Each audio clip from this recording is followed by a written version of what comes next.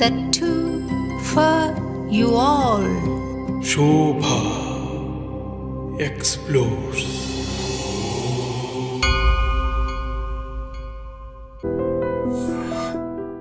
నమస్తే స్వామి. జై శ్రీరామ్. మిమ్మల్ని రెండోసారి ఇంటర్వ్యూ చేసే భాగ్యం కలిగినందుకు సంతోషపడుతున్నాను స్వామి. చాలా సంతోషం. ఈ కార్యక్రమాన్ని రాముల వారి స్తుతితో ప్రారంభిద్దాం స్వామి. మీరు ఏదైనా తప్పకుండా ఆశయపూర్వకంగా శ్లోకం అంటే? తప్పకుండా. శుక్లాంబరధరం విష్ణుం శశివర్ధం చతుర్భుజం ప్రసన్నవదనం ధ్యాయేత్ సర్వవిఘ్నోపశాంతయే.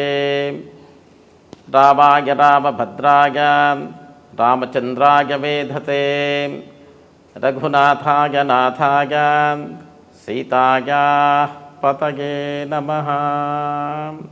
జై శ్రీరామ. థ్యాంక్స్ స్వామి. ఖగోళ యాత్ర అని మీరు ప్రారంభించారు స్వామి. అయోధ్యలో ఆగస్టు 17వ తారీఖున ప్రారంభించి ప్రపంచమంతా చుట్టి ఆగస్టు 17న భద్రాచలంలో పరిసమాప్తం చేశారు ఆ మహాయాత్రను. ఈ కాన్వెంట్ చదువుల్లో భూగోళం అంటేనే తెలియదు స్వామి. ఖగోళం అంటే కొంచెం వివరిస్తారా? పిల్లలు కూడా తెలుసుకుంటారు. తప్పకుండా అమ్మా. ఖగోళం అనేటువంటిది అది సాంస్క్రిట్ వర్డ్. అది ఖా అంటే అంతరిక్షం, గోళం అంటే గుండ్రంగా ఉండేటువంటిది. అంటే సీతారాముల వారి ఒక ఉత్సవమూర్తుల పరివారం అంతరిక్షంలో ఈ గోళం అంటే గుండ్రంగా ఉండే భూమిని ప్రదక్షిణ చేసేటువంటిది ఖగోళ యాత్ర అనే పేరుతో పిలుస్తున్నామమ్మా. ఖగోళం. ఈ ఖగోళ యాత్ర నెల రోజుల పాటు సాగింది కదా స్వామి. మీరు ఏ ఏ దేశాలు వెళ్ళి వచ్చారు ఈ యాత్రలో? అవునమ్మా. ఆగస్టు 14వ తేదీ ఇక్కడ హైదరాబాద్లో చెన్నజీర స్వామి మఠంలో దీక్షలు తీసుకున్నాం. ముందు అర్చక స్వాములందరూ కూడా. సంతోషం. అక్కడి నుంచి కాశీకి వెళ్ళాను, వారణాసికి. గంగా నదీ స్నానం, కాశీ విశ్వనాథ దర్శనం చేసుకుని అక్కడి నుంచి అయోధ్యకి వెళ్ళాను. అయోధ్యలో సరయూ నదిలో స్వామివారికి అభిషేకం, ఇంకా మేము స్నానాలు ఆచరించి 2 రోజులు అక్కడ ప్రోగ్రాం చేశాం. August 16, August 17. ఆగస్టు 16 హోమాలు చేశాం, సర్వశాంతి హోమం. ఆగస్టు 17 మన టెంపుల్ క్యాంపస్ యజ్ఞశాలలో, రామజన్మభూమి టెంపుల్ క్యాంపస్లో అక్కడ పర్మిషన్స్ ఇచ్చారు. అక్కడ కళ్యాణోత్సవం, సీతారాముల వారి శాంతి కళ్యాణంతో ముందుకెళ్ళాము. అక్కడి నుంచి ఇది మొత్తం ఈ భూమండలాన్ని ఒక ఆలయంగా స్వీకరించి మధ్యలో ఉండేటువంటి కేంద్రం మన భారతదేశం, మన పుణ్యభూమి. అక్కడి నుంచి 8 దిక్కులు, అష్టదిక్పాలకులు అనేటువంటి పాయింట్స్ పెట్టుకున్నాను. తూర్పుకేమో కాంబోడియా, అగ్నిదిశకి అగ్నిమూలకి ఆస్ట్రేలియా, సిడ్నీ, తర్వాత దక్షిణానికి కేప్ టౌన్ సౌత్ ఆఫ్రికా, తర్వాత నైరుత్యానికి అర్జెంటీనా, పశ్చిమానికి కాలిఫోర్నియా, తర్వాత వాయువ్యానికి వచ్చి అలాస్కా, ఉత్తరానికి వచ్చి ఐస్లాండు, ఈశాన్యానికి వచ్చి జపాన్, బ్యాక్ టు కంబోడియా. అంటే ఇవి అష్టదిక్పాలక క్షేత్రాలు ఇంద్రాది అష్టదిక్పాలకులు ఉండేటువంటి క్షేత్రాలు అనేటువంటిది అన్నీ ముందుగా పాయింట్స్ పెట్టుకొని ఈ ఒక కంట్రీస్కి అన్నీ కూడా వెళుతూ భద్రాచలంలో కన్క్లూడ్ చేశామమ్మా. అది సెప్టెంబర్ 17 మొన్న కన్క్లూడ్ అయింది. శుభాకాంక్షలు స్వామి. చాలా సంతోషమ్మా. గొప్ప కార్యక్రమం చేశారు. ఈ అష్టదిక్పాలకులకి సూచనగా ఆ 8 దేశాలేనా, ఇంకా దేశాలను కూడా మీరు దర్శించి వాటిని కూడా పవిత్రం చేస్తారా స్వామి సీతారాముల వారి కళ్యాణంతో, అర్చనలతో? అంటే ఇప్పుడు ఈ పాయింట్స్ అనేటువంటిది మనము ఈ ఒక్కొక్క దిక్కుకి ఒక్కొక్క దిక్పాలకుల్ని మనకు పెట్టారు మన శాస్త్రంలో. ఆ దిక్కుల్లో మేము ల్యాండ్ అయ్యాం. కాకపోతే ఈ పర్యటన చేసేటప్పుడు, ఈ భూమండలాన్ని ప్రదక్షిణ చేసేటప్పుడు మొత్తం సప్తసాగరాలు, సప్త అరణ్యాలు, అన్ని దేశాలని ఒక పరిక్రమం కదమ్మా ఇది. పూర్తిగా సీతారాముల వారు ఈ ప్రపంచాన్ని వీక్షిస్తూ వెళుతుండేలా అక్కడ ఆ పాయింట్స్లో మట్టు సో ల్యాండ్ అయ్యి ఇంక అక్కడ పూజలు చేస్తూ పూర్తి చేశాం. ఖగోళ యాత్ర సరే స్వామి, ఈ ఉత్తరోత్తర వేరే దేశాల్లో కూడా ఈ కార్యక్రమాలు చేస్తారా? అంటే ఇప్పుడు మనకి ఈ భూమండలాన్ని మనకు ఆలయంగా స్వీకరించి ఇంకా ఈ పాయింట్స్లో వస్తాయి ఆ దేశాలన్నీ చేశాము. ఇంకా అక్కడ ఉండేటువంటి లోకలీ మనకి మన డివోటీస్ కావచ్చు, అక్కడ ఉండేటువంటి ఆ ఫారినర్స్ కావచ్చు, సో అందరూ కూడా దీంట్లో పాల్గొని ఈ పూజలు అన్నీ పూర్తి చేశామమ్మా. ఇది ఆయా దేశాల భక్తులు ఇలా మీకు సహకరించారు స్వామి? ముందుగా చెప్పాలి అంటే దీని వెనకల కృషి ఈ టెంపుల్ వాలంటీర్స్ దాదాపు 150 మంది 2 సంవత్సరాల నుంచి ప్లాన్ చేశారు. 6 మాసాలు 24/7 దీనికి వర్క్ చేశారమ్మా. ఎందుకంటే మేము ఈ ఒక యాత్ర సంకల్పం వచ్చినప్పుడు ఖగోళ యాత్ర ఈ పాయింట్స్లో అన్నీ కూడా మాకు ఎవరు పరిచయాలు లేదు.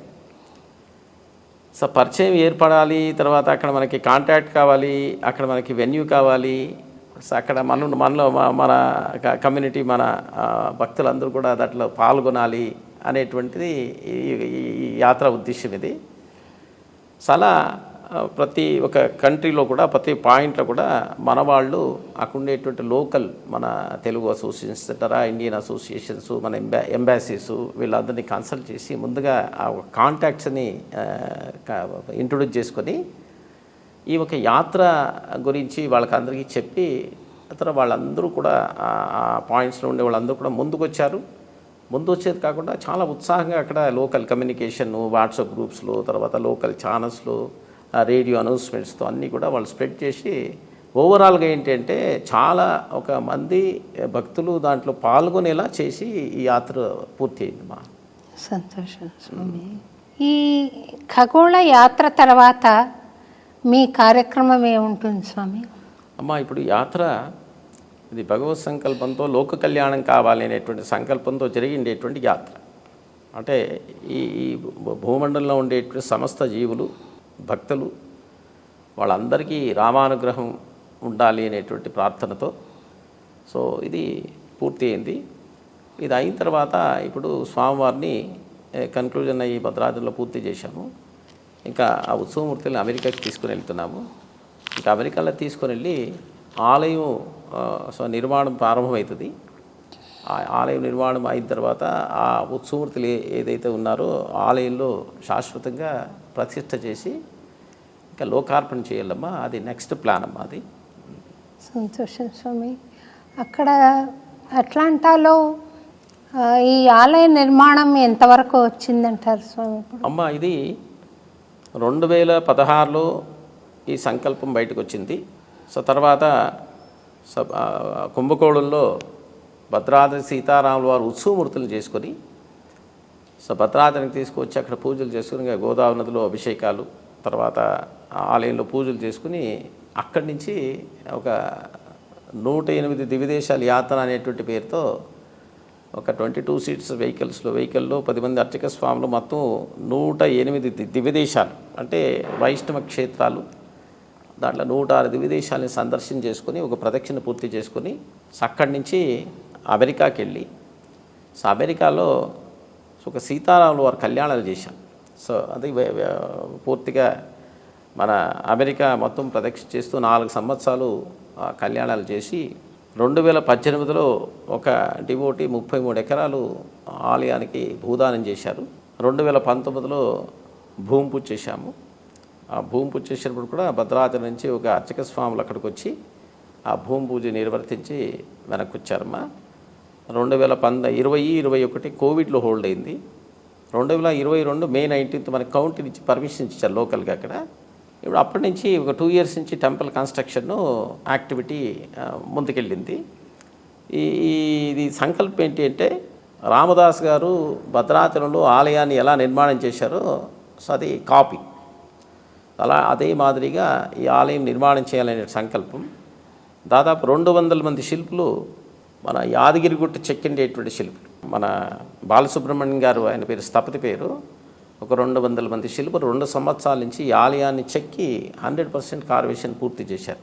ఇప్పుడు ఈ ఆలయాన్ని షిఫ్ట్ చేసి అమెరికాకి సో మనం దాన్ని అక్కడ అసెంబుల్ చేసి నిర్మాణం చేసి మనం ప్రతిష్ఠ చేసి లోకార్పణ చేయాలమ్మా. ఇది జరగబోయేటువంటి ఒక సంకల్పమా. సంతోషం స్వామి.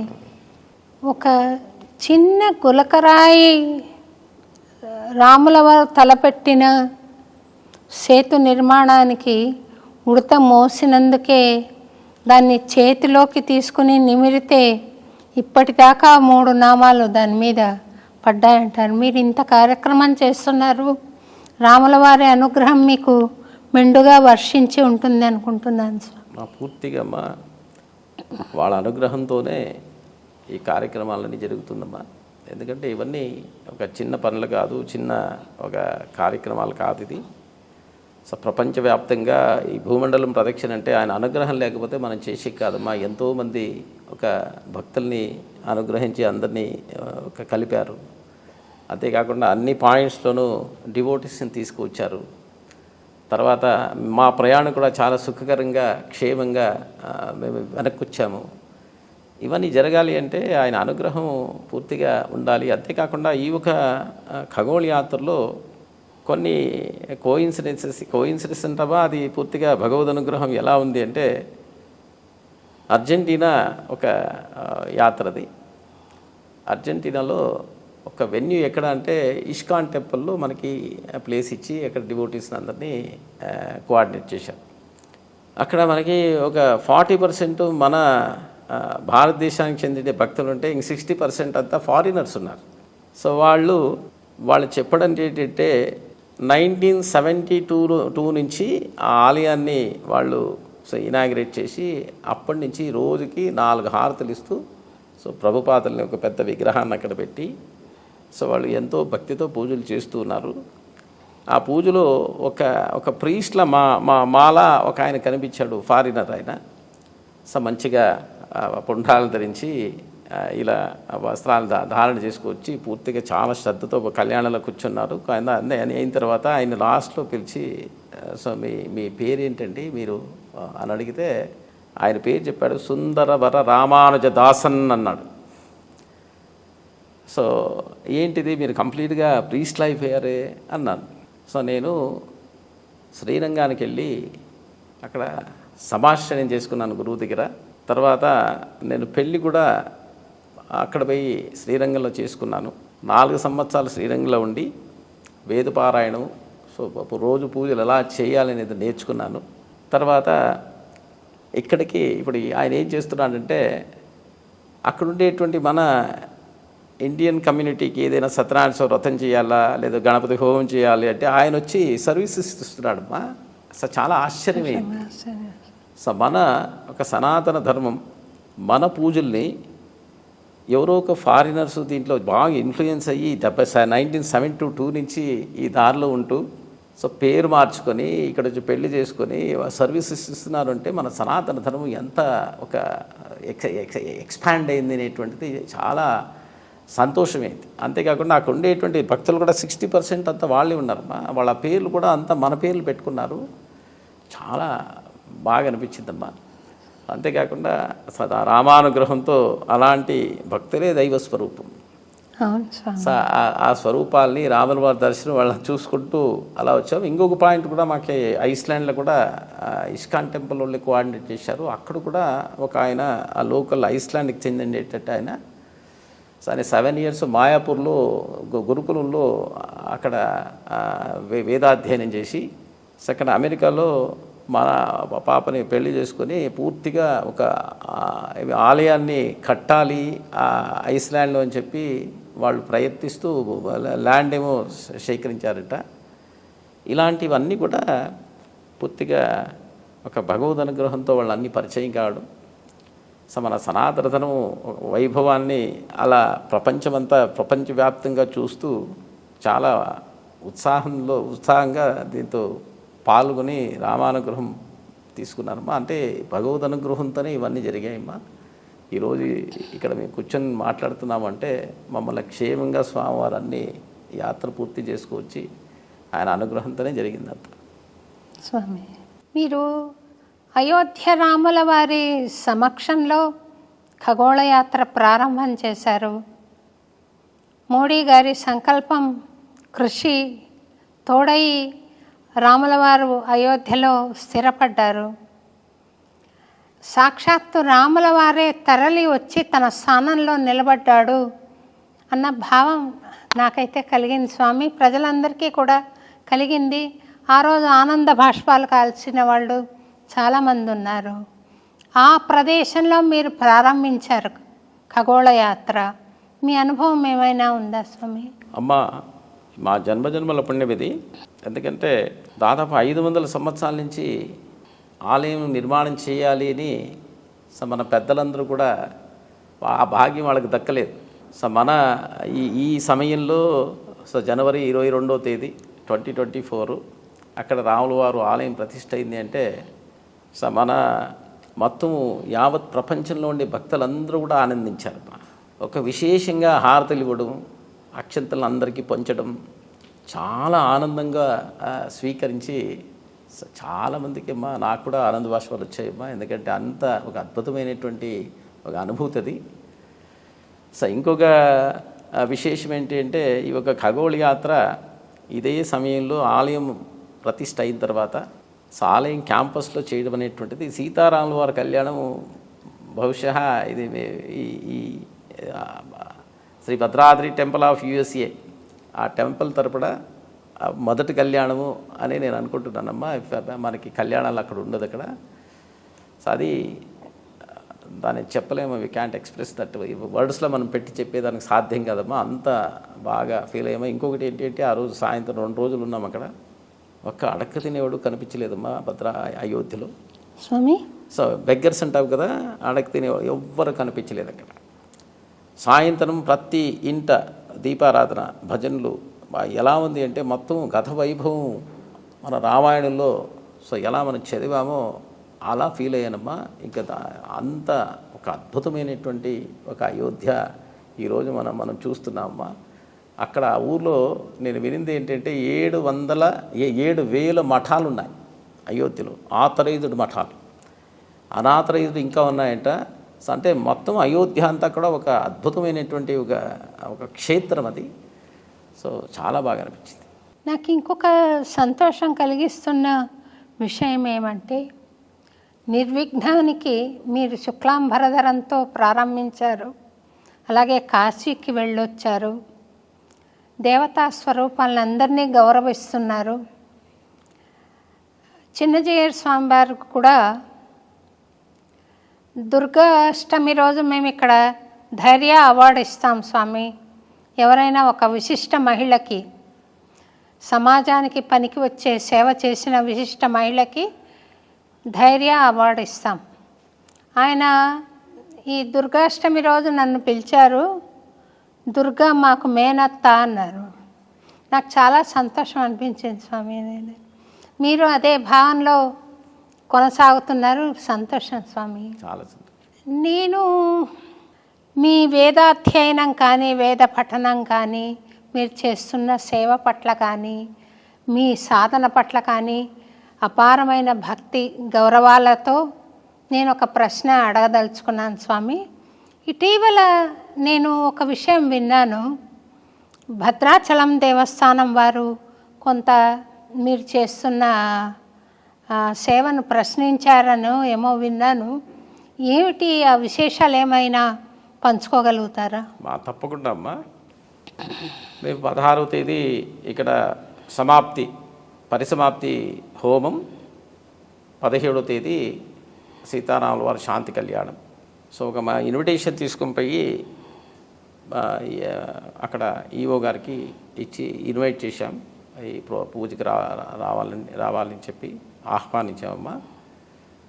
సో ఇక్కడ వాళ్ళు చెప్పింది ఏంటంటే మీరు భద్రాద్రి పేరు పెట్టుకొని, మా ఆలయాన్ని పేరు పెట్టుకొని మీరు విరాళాన్ని స్వీకరించి కోట్ల రూపాయలు మీరు వసూలు చేశారు అని వాళ్ళు చెప్తున్నారు. ఒకటోది. సో రెండోది ఏంటి అంటే భద్రాద్రి అనేటువంటి ఒక వర్డ్ని దాన్ని తీసేయాలి అని చెప్తున్నారు. మేము 2016లో అక్కడ అమెరికాలో మేము Bhadradri Srirama temple of USA అనేది రిజిస్టర్ చేశాం. ఆ భద్రాద్రి రామాలయం భద్రాచలంలో ఎలా ఉందో మనకి గర్భగుడిలో ఉండేటువంటి మూలస్వాములు కావచ్చు, ఆలయం స్ట్రక్చర్ కావచ్చు, రామదాస్ గారు ఎలా నిర్మాణం చేశారో అలాంటి ఆలయమే అక్కడ నిర్మాణం చేయాలనే సంకల్పంతో ఇక మేము అప్పటి నుంచి ఇక్కడ మీకు రిక్విజిషన్ లెటర్స్ పెట్టి ఇలా మేము యాత్ర చేస్తున్నాము. తర్వాత మేము ఇలా భూమి పూజ చేస్తున్నాము, మాకు ప్రీస్ట్ని పంపించాలి. తర్వాత స్వామి ఉత్సవమూర్తులు కూడా అక్కడి నుంచినే పూజలు తీసుకుని వెళ్ళాము. తర్వాత 2019లో ఒక అర్చక స్వామి వచ్చి పూజ చేశారు. దానికి కూడా రిక్విజిషన్ లెటర్ మా లెటర్ హెడ్స్లోనే ఇచ్చాను. Bhadradri Srirama temple of USA అనేటువంటిది. ఇక 2022లో అక్కడ మన మూలస్వాముల్ని అధివాసం చేశాం. టెంపుల్ క్యాంపస్లోనే 48 రోజులు పెట్టాము. వాళ్ళే వచ్చి అధివాసం చేశారు, ధాన్యాలు పోసి అధివాసం చేశారు. టెంపుల్ ప్రీస్టుల్ని అక్కడ అలొకేట్ చేసి పూజలు చేయించారు. అదే స్వాముల్ని మన దీంట్లో గోదావరి నదిలో పర్ణశాలలో అధివాసం కూడా పెట్టి తీసుకొచ్చాం.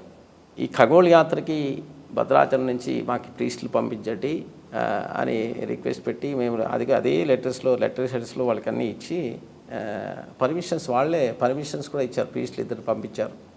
సో వాళ్ళు ఇచ్చిన పర్మిషన్ లెటర్స్ కూడా భద్రాద్రి శ్రీరామ టెంపుల్ ఆఫ్ యూఎస్ఏనే పెట్టించారు. సో ఇదివరకు ఒక ప్రశ్న లేదు. ఎప్పుడూ చాలాసార్లు ఈవో గారిని కలిసాము, చాలాసార్లు ఈవోతో మాట్లాడాము. సో ప్రతి ఒక్క ఈవెంట్కి వాళ్ళు వచ్చినప్పుడు ఆ భద్రాచలం పోయినప్పుడట వాళ్ళతో మాట్లాడుకొని వస్తున్నానమ్మా.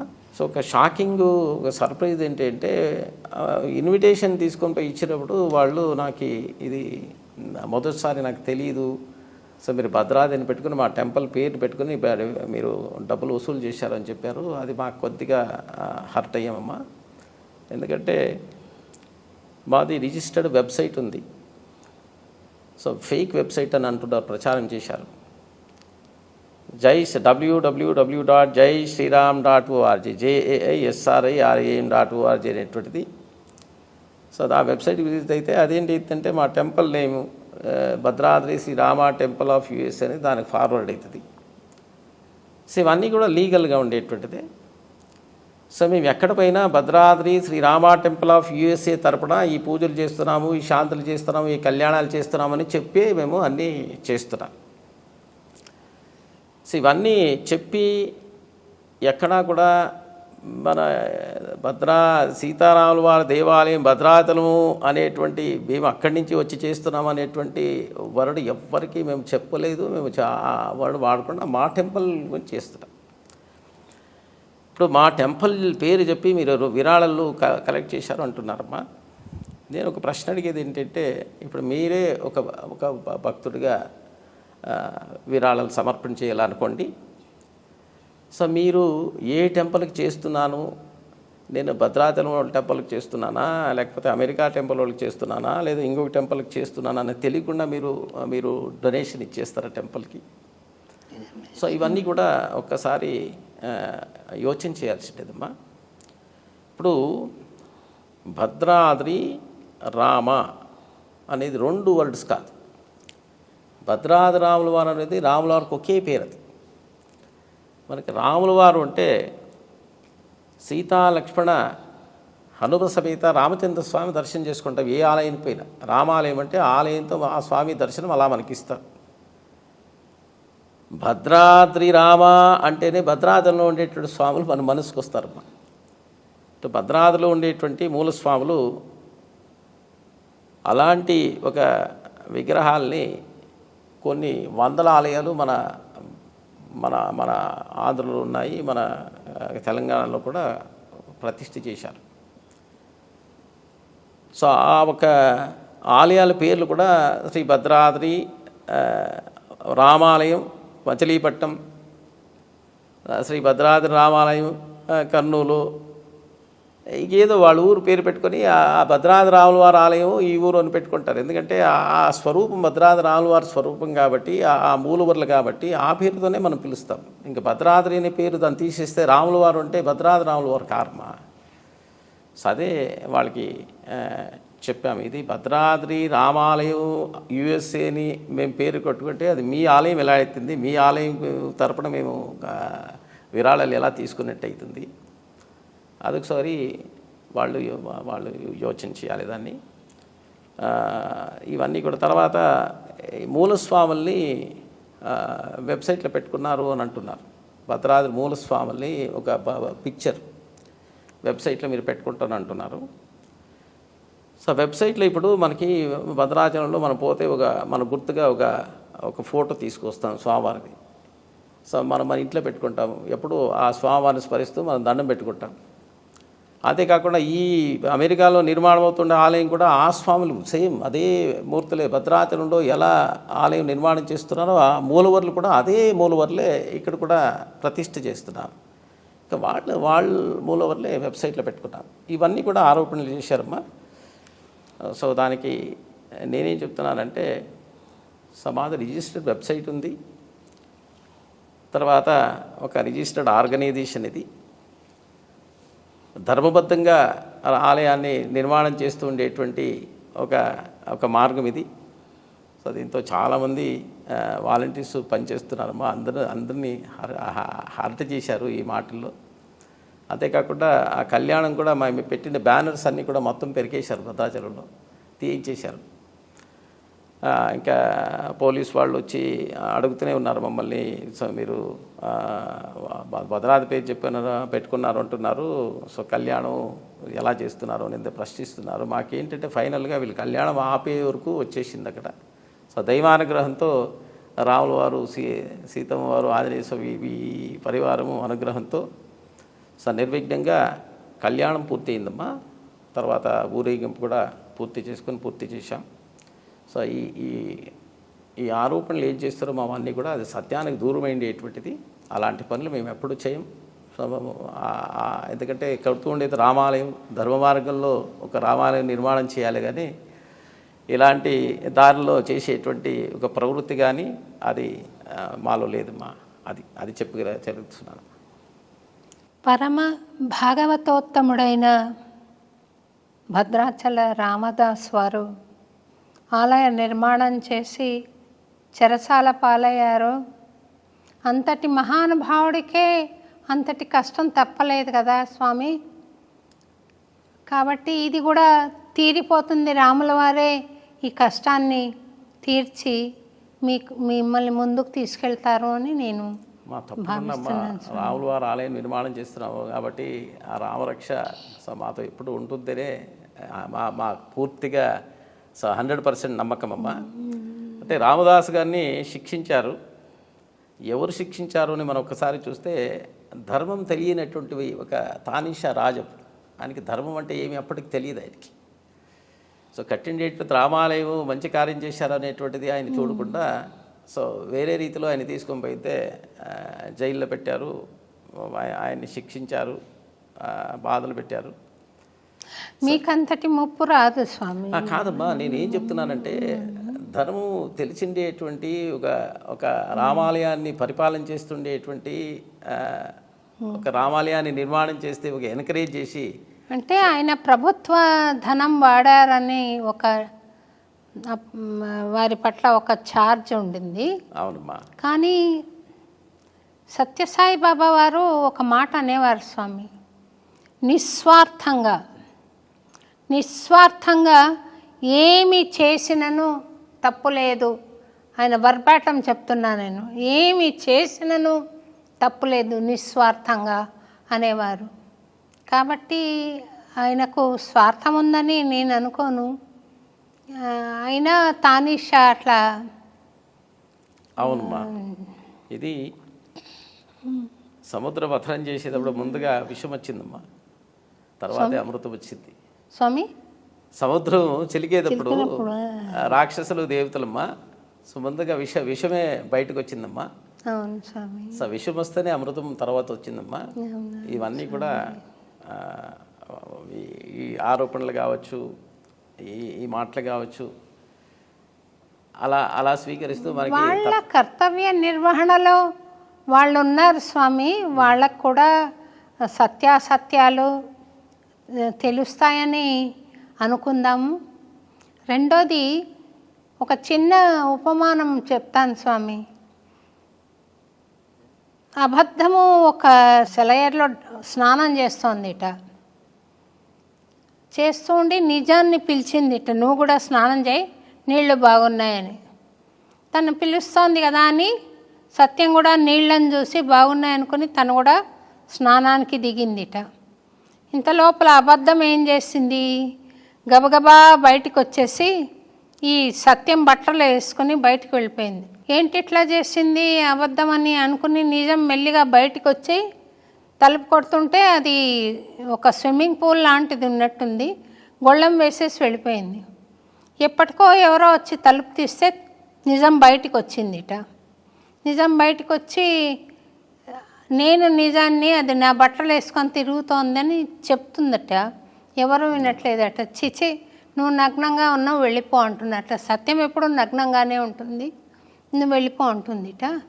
అలా సత్యం తెలుసుకోవడానికి కొంత సమయం పట్టవచ్చు, కానీ సత్యం ఎప్పుడు ప్రకాశిస్తుంది. జయం సత్యాన్దే అని నేను సత్యమేవ జయతే. అవునమ్మా, సత్యమేవ జయతే అది కరెక్ట్, అది తప్పకుండా. కాకపోతే నేను ఒక ప్రశ్నించేది ఏంటంటే, సో ఆలయ నిర్వహణాధికారులు ఉన్నారు కదా, ఒక విధానంగా మనల్ని అడగచ్చమ్మా, మాకు చెప్పచ్చు, ఒక నోటీస్ ఇవ్వచ్చమ్మా.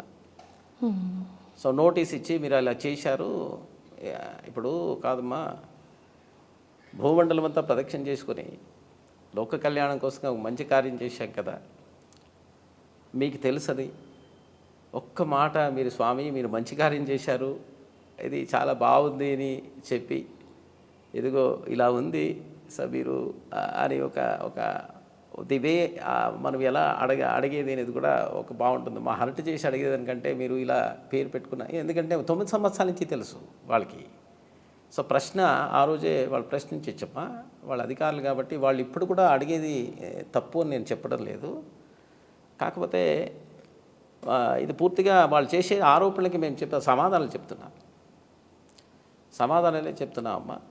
సో అంతేకాకుండా ఇప్పుడు భద్రాద్రి అనేది తీసేయమంటున్నారమ్మా. నా ప్రశ్న ఏంటి అంటే, సో దానికి ఏదైనా ఒక జీవో ఉందా, లేకపోతే ఏదైనా ఎండోమెంట్ యాక్ట్ కానీ లేదైనా డాక్యుమెంట్ కానీ ఏదైనా ఉంటే చూపండి, తప్పకుండా మేము దాన్ని పాలిస్తాం. అంటే దాన్ని ఓటు ఇచ్చేసి పోవాలి అనేది మా ఉద్దేశం కాదు. కాకపోతే ఇక్కడతో నిర్మాణం చేస్తుండేది భద్రాద్రి రామాలయం. సో భద్రాద్రి రామాలయం నిర్మాణం చేసేటప్పుడు భద్రాద్రి రామాలయం ఆఫ్ యూఎస్ఏని పెట్టుకుంటే దానికి మీ అడ్డేంటి అని అడుగుతున్నాను అమ్మా. సో అదన్నీ సక్రమంగా చేసుకుంటున్నాం కదా అనేటువంటిదే మా ఒక ప్రార్థనమ్మ. ఇది సత్యాలు తెలిసి మీకు జయం కలగాలని నేను ప్రార్థిస్తాను స్వామి. తర్వాత ఈ భద్రాద్రి ఎండంలో విశేషం ఏముంది స్వామి భద్రాద్రి? అమ్మ ఇప్పుడు మనకి రాముల వారు అవతారం సమాప్తి వైకుంఠం చేరుకుంటారు. భద్ర మహర్షి తపస్సు చేస్తే వైకుంఠం నుంచి భద్రాద్రి రామనారాయణ స్వామిగా దర్శనమిచ్చి వచ్చారు కాబట్టి, ఆ భద్రపీఠం మీద నివసించారు కాబట్టి దాన్ని భద్ర మహర్షి మీద ఉండేటువంటి భద్రాద్రి అనేటువంటి పేరుతో పిలుస్తున్నారు. అంతేకాకుండా ఇక్కడ రాముల వారికి 4 చేతులు, 2 చేతుల్లో శంఖచక్రాలు, 2 చేతుల్లో ధనుర్బాణాలు ఉంటాయి కాబట్టి అది ప్రత్యేకత భద్రాద్రి రాముల వారికి. భద్రాద్రి రాముల వారు అంటేనే 4 చేతులు ఉండే స్వామి అని అందరికీ అర్థమవుతుంది. రామనారాయణ స్వామి అనేది అర్థమవుతుంది. మనం రాముల వారు అంటే ఆ భద్రాద్రి రాముల వారు కాదు. భద్రాద్రి రాముల వారు అంటేనే రామనారాయణ స్వామి 4 చేతులతో ఉండే స్వామి అనేది తెలుస్తుందమ్మా. ఇప్పుడు ఈ ఆలయము ఈ మూర్తులతో ఉండేటువంటి ఆలయాన్ని ఎక్కడ కట్టినా కూడా అది భద్రాద్రి రామాలయమే అవుతుంది. అంటే భద్రాచలం రామాలయం కాదు అది. సో వాళ్ళు ఎవరో ఎక్కడో కట్టుకున్నారు అనుకోండి, వాళ్ళు ఎవరు కట్టుకున్నా భద్రాద్రి రామాలయం అని వాళ్ళు ఊరు పెట్టుకుంటారు. ఎందుకంటే ఆలయమే భద్రాద్రి రామాలయం. అదమ్మా. భద్రుడనే భక్తుడి కోరిక పైన ఆయన పర్వతంగా స్థిరపడ్డాడని, ఆ పర్వతం పైన రాముడు వెలిసాడని ఒక ఐతిహ్యం ఉంది కదా స్వామి. అవునమ్మా. దాన్ని బట్టి చూస్తే చరాచరములందు నేనున్నాను అని స్వామి చెప్పిన మాట వాస్తవం అనిపిస్తుంది. అప్పుడు ఒక పర్వతం కూడా సజీవంగా ఉన్నట్టే లెక్క, అందులో కూడా చైతన్యం ఉంది చరాచరంలో అని కదా స్వామి? అవునమ్మా. అంటే ఇవన్నీ కూడా అమ్మా పర్వతాలు ఒక కాలంలో సంచరించేవి. వాళ్ళు మానవ స్వరూపాలని, దేవతా స్వరూపాలని స్వీకరించేవారు. సో మనకి ఇప్పుడు ఇలాంటివి మనకి ఎన్నో కనిపిస్తాయి అబ్బా. సో అలాంటి ఒక మేరు ఒక దంపతుల పుత్రుడే ఆ భద్ర మహర్షి. ఆ పర్వత స్వరూపము, దేవతా స్వరూపం స్వీకరించేటటువంటి ఒక స్వామి. సో రాములవారి దర్శనం కావాలి అని తపస్సు చేశారు ఆయన. అంతేకాకుండా రామాయణంలో సీతమ్మ, రామచంద్ర స్వామి, లక్ష్మణస్వామి వాళ్ళు అరణ్యవాసంలో దండకారణ్యంలో గోదావరి నదీ తీరంలో సో వాళ్ళు ఉన్నప్పుడు వాళ్ళకు ఒక ఆశ్రమం ఉండేది. ఆశ్రమం ఎదురుగా ఒక చిన్న పర్వతం లాంటివి ఉండేది. దాని మీద రాములవారు ప్రతిరోజు కూర్చొని ధ్యానం చేసేవారు. సో అప్పుడు ఏమైందంటే స్వామివారికి చాలా హాయిగా అనిపించింది, వైకుంఠంలో అనిపించింది. సో అప్పుడు ఆయన తన దివ్య దృష్టిలో చూసినప్పుడు భద్ర మహర్షి అనేటువంటి ఒక మహర్షి రాతి రూపంలో ఆయనకి సేవ్ చేస్తున్నారు కాబట్టి ఆయన చాలా సంతోషించి వరమిచ్చారు. సో నాకు చాలా మంచిగా సేవ్ చేశావు, వైకుంఠాన్ని గుర్తు చేశావు కాబట్టి మరొక జన్మలో కూడా నీకు నా దర్శన భాగ్యాన్ని కల్పిస్తారు అని చెప్పారు. ఇంకా అవతారం సమాప్తయిన తర్వాత ఇంకా 11,000 సంవత్సరాలు రాములు రాజ్యభారం చేశారు. సో దాన్ని కూడా మనకి ఇప్పుడు 11,000 సంవత్సరాలు ఇదేంటి అని కూడా మనకు ఉండొచ్చు. పర్వతాలు మానవ దేవతా స్వరూపాలు తీసుకున్నాయి అనేది అంటే ఆ ఒక త్రేతాయుగంలో ఉండేటువంటి యుగధర్మం ప్రకారం ఆయుష్ ప్రమాణం ఎక్కువ ఉండేది. దశరథ మహారాజు 60,000 సంవత్సరాలకి ఆయనకి సంతానం కలిగింది. విశ్వామిత్ర మహర్షి కొన్ని వేల సంవత్సరాలు తపస్సు చేశారు. వశిష్ఠ మహర్షి ఇక్ష్వాకు వంశంలో కొన్ని వేల సంవత్సరాలు పురోహితులుగా ఉన్నారు. ఇంకా రాముల వారు చూస్తే 11,000 సంవత్సరాలు రాజభారం చేశారు. ఇలా మహర్షులు ఎవరు చూసినా ఆ యుగధర్మం ప్రకారం ఆయుష్ ప్రమాణం ఎక్కువ ఉండేది కాబట్టి 11,000 సంవత్సరాలు పూర్తి చేసి ఆయన సో అవతారం సమాప్తయి వైకుంఠకి వెళ్ళారు. మళ్ళీ ఆయన రామనారాయణ స్వరూపంగా వచ్చి దర్శనమిచ్చారు కాబట్టి భద్రపీఠం మీద నివసించారు కాబట్టి అది భద్రాద్రి అనే పేరుతో ప్రఖ్యాత అయింది. ఆ ఒక స్వరూపంతో ఎక్కడున్నా ఆ స్వరూపాన్ని భద్రాద్రాముల వారిని దండం పెట్టుకుంటారమ్మా. ఇప్పుడు తిరుపతి వెంకటేశ్వర అని ఎలా అంటారో అలాగే భద్రాద్రి రామ అంటాం కూడా. అవునమ్మా. తిరుపతి స్వాములు కూడా తిరుమల వెంకటేశ్వర స్వామి ఆలయం, పిట్స్బర్గ్ లేదో తిరుపతి వెంకటేశ్వర ఆలయం, ఎన్నో కొన్ని వేలు లక్షల ఆలయాలు ఉన్నాయమ్మా.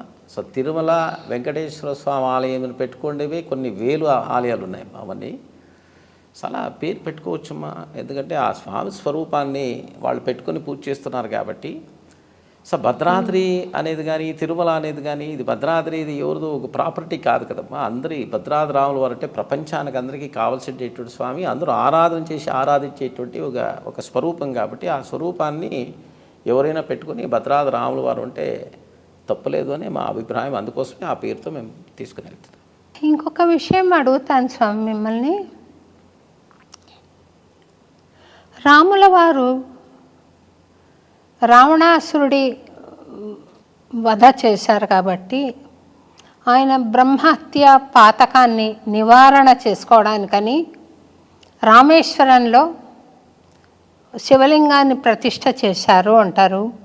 ఆ మాట నిజమేనా? అమ్మా దాని గురించి నాకు ఎక్కువ తెలియదమ్మా. బ్రహ్మహత్య పాతకం అని అంటున్నారు ఆయన్ని.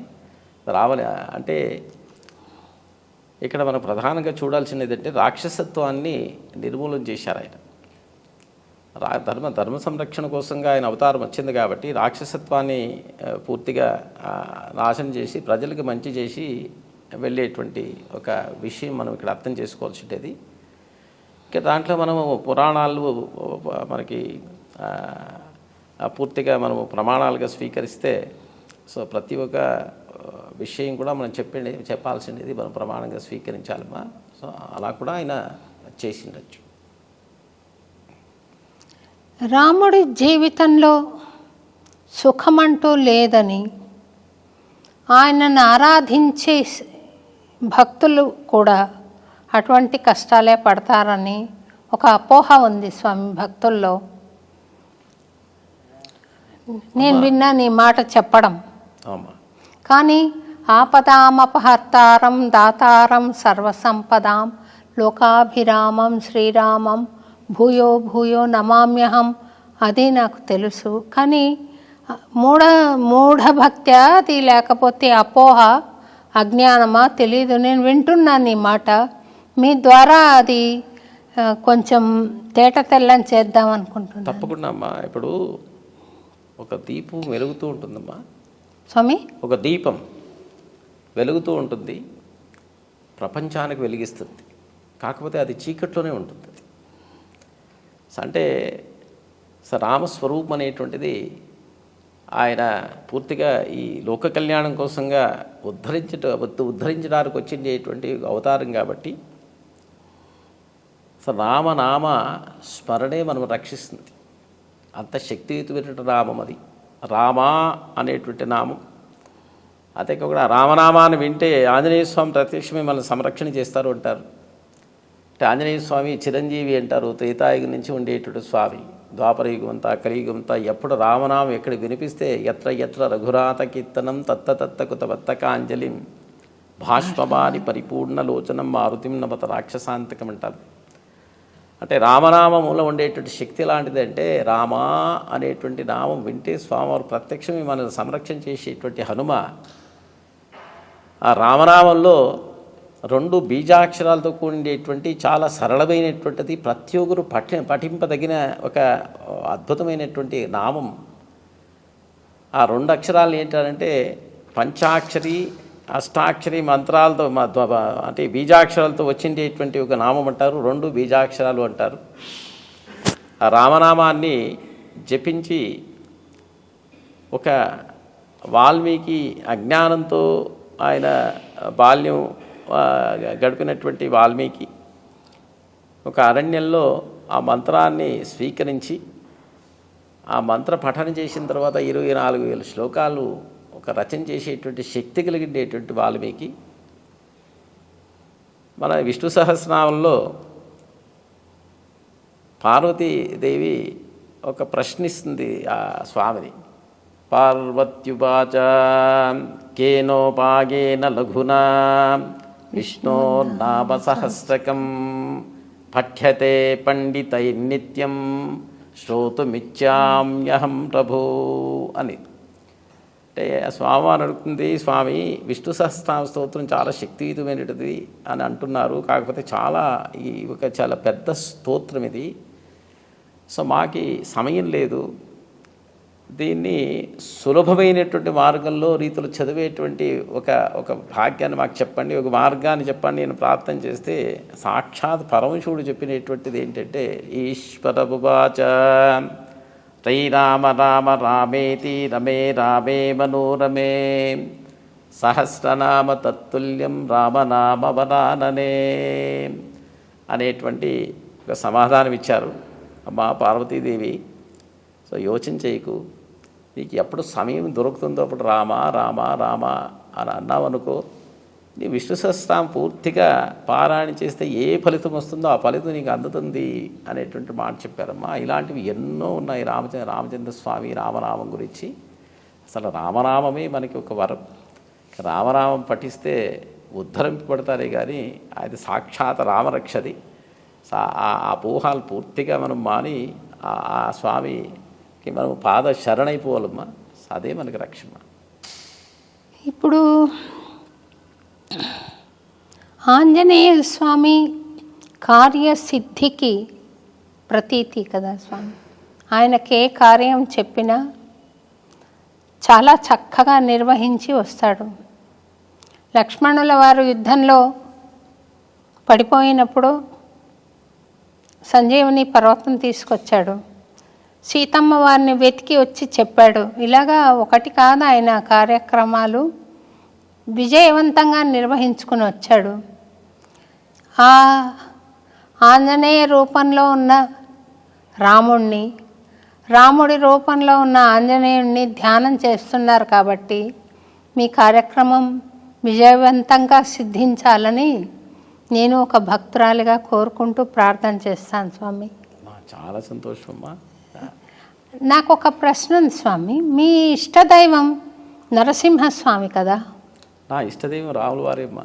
రాముల వారే. అవునమ్మా. మీకు మంత్రం దీక్ష ఇచ్చింది నరసింహస్వామి? అదే మంత్రం కాదమ్మా, నాకు మా తాతగారే రామనామాన్ని ఉపదేశం చేసిండే తాతగారమ్మా. అంటే ఉపదేశం అంటే సో మా తాతగారు ఎప్పుడు రామనామాలు రాసేవారు.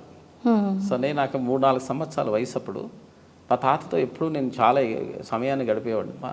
మా తాతగారితో పడుకునేవాడిని. ఆ రామనామ పక్కన కూర్చొని నేను రామనామాలు రాస్తుంటే చూస్తూ ఉండేవాడిని. సో ఆయన అన్ని రామనామాలు రాసి ఆ బుక్స్ అన్నీ కొన్ని బుక్స్ అయిన తర్వాత భద్రాచలంకి తీసుకుపోయి అక్కడ సమర్పణ చేసి వచ్చేవారు. ఆ రామనామం రాస్తూ చూస్తూ ఏమైందంటే నాకు అక్షర జ్ఞానం లేనప్పుడే ఒక పుస్తకాన్ని ఒక పెన్సిల్ని రెడీ చేసుకొని రామనామాలు రాసేసాను. నేను కొన్ని పేజెస్ రాసేసాను. సో నేను మేడ మీదకి పోయి ఎవ్వరికి తెలియకుండా రాస్తూ ఉంటే ఒకరోజు మా నాన్నగారు వచ్చి, ఏందన్నా ఇది రాస్తున్నావు, ఎవరు చెప్పారు అంటే తాతగారు రాస్తున్నారు, అందుకోసం నేను రాస్తున్నాను అని. అంతేకాకుండా మా తాతగారు మాకు ఆలయాలు ఉన్నాయి, మా అర్చక స్వాములు ఒక 5 ఆలయాలు ఉంటాయి మాకు. సో వాళ్ళు నేను చిన్నప్పుడంటే నేను చెప్పేది 50 years బ్యాక్ చెప్తున్నాను ఈ కథ. సో పొద్దున్నే 3 గంటలకే వాళ్ళు లేచి వాళ్ళు స్నానం ఆచరించి సో నన్ను లేపి నాకు స్నానం చేయించి సో నాకు ఇలా మంచి పుండాలు పెట్టి సో వస్త్రాలు ఇక్కడ కూర్చొని పెట్టుకొని ఆ అడవిలో వాళ్ళు 3-4 మైళ్ళు నడుచుకొని పోయి సో పొద్దున్న ఒక 6 గంటలకు అక్కడ చేరుకొని ఇంకక్కడ స్వామిని శుద్ధి చేసి మా అవ్వ అయితే వంటలు చేసి స్వామివారికి నైవేద్యం పెట్టి అందరికీ వినియోగం చేసి అలా రాముల వారి భక్తి చిన్నప్పటి నుంచి బాగా నాకు ఇష్టమైనటువంటి దైవం నాకు. సో రాముల వారు ఆంజనేయ స్వామి అంటే చాలా ఇష్టమమ్మా. చాలా ఒక భక్తి రాముల వారి మీద చాలా నాకు వచ్చిందమ్మా. ఈ భద్రాద్రి రాముల వారి ఆలయం అట్లాంటాలో కట్టాలి అన్న సంకల్పం మీకు ఎప్పుడు ఎలా కలిగింది స్వామి స్ఫూర్తి? అమ్మ మనకి రాముల వారు అంటే ముందుగా గుర్తొచ్చేది భద్రాద్రి రాముల వారు. అంతేకాకుండా దక్షిణ అయోధ్య అనేటువంటి క్షేత్రం, రామనారాయణ క్షేత్రం, వైకుంఠరాముడు అనేటువంటి క్షేత్రం. సో రామదాస్ గారి చరిత్ర చదివినప్పుడు ఆయన ఇంత కష్టంతో ఆలయాన్ని నిర్మాణం చేసి ఈరోజు చాలా వైభవంగా ఒక ఏమంటారు రామానుగ్రహాన్ని ప్రపంచానికి పంచిండేటువంటి ఒక ఆలయం అది. సో ఆయన చరిత్ర చూసిన తర్వాత ఈ ఆలయాన్ని ఒక భగవత్ సంకల్పము ముందు కనిపించిందమ్మా. ఈ ఆలయ నిర్మాణం కావాలనేటువంటిది చాలా ఈ భద్రాద్రి రామాలయం కావాలనుకోవడం, ఆ సంకల్పాన్ని అందరికీ నేను ఒక 10 మందికి మా భక్తులకు చెప్పుకోవడం, వాళ్ళు పూర్తిగా దీనికి సహకరించి ఎన్కరేజ్ చేయడం. సో అదే దారిలో అప్పటి నుంచి ఈ దారంతా కూడా 2016 నుంచి ప్రారంభమై అప్పుడు మా దగ్గర ఏమీ లేదమ్మా. సో సంకల్పం తప్ప భగవత్ సంకల్పం మీరు చెప్పారు కదా, సత్సంకల్పం, మంచి సంకల్పం ఉంటే అది మంచికి భగవద్ అనుగ్రహం ఎప్పుడు ఉంటుంది అనేలా. సో అప్పటి నుంచి ముందుకెళ్తూ ఈరోజు స్టేటస్ అమ్మ 9 సంవత్సరాలు ఆ స్వామివారి సేవ చేస్తున్నా. 33 ఎకరాలు భూమి ఉంది స్వామివారికి. సో దానికి భూమి పూజ చేశాం, శంకుస్థాపన చేశాం. తర్వాత ఆలయం మొత్తము చెక్కే పని అన్ని పూర్తి అయింది. ఆలయం చెక్కేశాం, అంటే చెక్కి రెడీగా ఉంది. సో ఇంకా దాన్ని తీసుకొని పోయి దాన్ని అసెంబుల్ చేసి నిర్మాణం చేసి లోకార్పణ చేయాలమ్మా. సో ఇలా వచ్చిందమ్మా అది. నాకు ఒక అనుభవం గుర్తొచ్చింది స్వామి. హనుమత్ జయంతి వచ్చింది కానీ నాకు స్పృహలో లేను. అది హనుమత్ జయంతి ఆ రోజున స్పృహలో లేను. మేము వాయుపురిలో ఉన్నాము. నా స్టూడెంట్స్ 2 వచ్చారు. ఇలా ముందు పైన ఉంటాం మేము, పైన అంతస్తులో మాట్లాడుతున్నారు నాతో. ఒక పెద్ద కోతి వచ్చి నేను పూజ చేసిన కొబ్బరికాయ తీసుకొని మా ముందుకు ఇట్లా వచ్చి కిటికీలో నుంచి వెళ్ళిపోయిందనమాట. ఏంటి అది ఎట్లా వచ్చింది? అది పైన అంతస్తులో ఉంటే నేను వచ్చి పూజ రూమ్ లోపల ఉంది, అక్కడికి వెళ్ళి కొబ్బరికాయ తీసుకొని పోవడం ఏంటి అంటే, పెద్ద ఆవిడ వాళ్ళ కూతురు తల్లి 2 నాకు స్టూడెంట్స్ అన్నమాట. ఈరోజు హనుమత్ జయంతి గురువు గారు అంది. నాకు ఒళ్ళు పులకరించింది స్వామి. ఆంజనేయ స్వామి నేను స్పృహలో లేకున్నా కొబ్బరికాయ కొడితే అది పట్టుకెళ్ళిపోయి ఈ విధంగా స్పృహ కలిగించాడని ఆనందం కలిగింది స్వామి నాకు. అదృష్టవంతులమ్మా. ఎందుకంటే మనకు గుర్తు లేకపోయినా సాక్షాత్ హనుమ గుర్తు చేయించి అద్భుతమైన రోజు మాది, చాలా మంచి రోజు మాది. మీ సంకల్పం నెరవేరి కార్యసిద్ధి కలగాలని నేను ఒక భక్తురాలిగా కోరుకుంటూ స్వామికి విన్నపం చేసుకుంటాను స్వామి. తప్పకుండా సత్యమేవ జయతే అని నేను భావిస్తూ ఈ ఇంటర్వ్యూని ఇంతటితో ముగిద్దామా స్వామి? తప్పకుండా అమ్మా. మీరు మంగళంగా ఏదైనా ఒకటి అమ్మా మనసానండి. తప్పకుండా అమ్మా. ఓం విష్ణోన్నకం వీర్యాణి ప్రపోచమ్య పార్థివాని విపవేద జాగంతిగో అస్ఖభాయుదుత్తరగం తదత్తం విచక్రమాణత్తేధోరుగాగో పిష్టో తటాటపతి పిష్టాః పృష్ఠపతి పిష్టాత్తప్రేత్తాపిష్టాచ్యూరతి పిష్టాం ధుపపతి వైష్టపతి పిత్తవేత్వా. ఓం నారాయణాయ విద్మహే వాసుదేవాయ ధీమహి తన్నో విష్ణు ప్రచోదయాత్. ఓం శాంతి శాంతి శాంతి. జై శ్రీరామ. చాలా జై శ్రీరామ.